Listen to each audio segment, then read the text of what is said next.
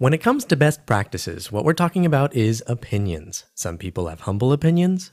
Some people have big opinions. And when enough people have the same opinion, what you end up with is a set of best practices.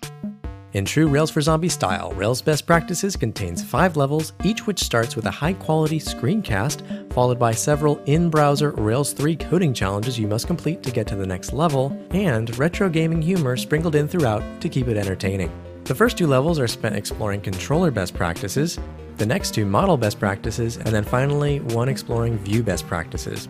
If you're a seasoned Rails developer, some of these may look familiar, but no matter how much experience you have with Rails, we guarantee you'll see a few things to keep you at the top of your game.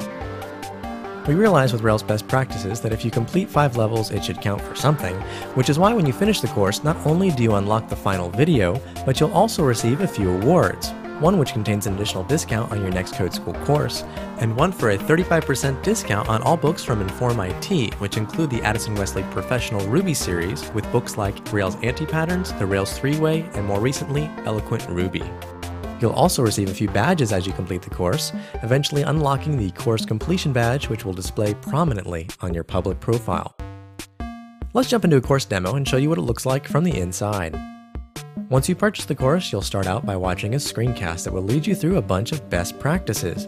You can navigate to the different parts of the video using the sidebar here, and when you're ready to jump into the first set of challenges, you're going to click Start Level. The challenge screen may look complex at first, but let me walk you through it. Up top, you can see our current challenge and how many points we'll get when we answer the challenge correctly. Under the objective, we'll see additional information about the application we're working on, like routes, requests, views, and hints. Hints are great if you're having trouble figuring out a challenge, but be warned, every time you ask for an additional hint, the points you get for solving the challenge will be reduced by 75 points.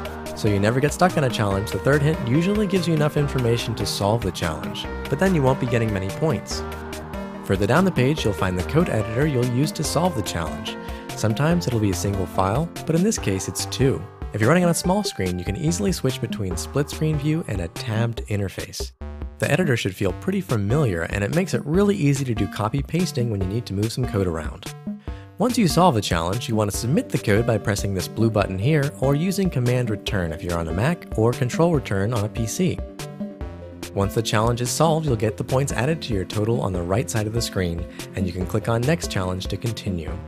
It's worth mentioning that on the right sidebar, you can easily re-watch the video, reset the challenge, change level, jump around to the different challenges for the level if you want to come back to something later, or download the course slides. The course slides can be pretty useful to solve the challenges, so you'll definitely want to grab those. It should be said that this is not a course for beginners. You probably should have worked on at least one Rails app before attempting to play. You may want to play Rails best practices to fine-tune your skills, or just for a good challenge. Either way, since this was published by Code School, you're bound to learn more because you're learning by doing.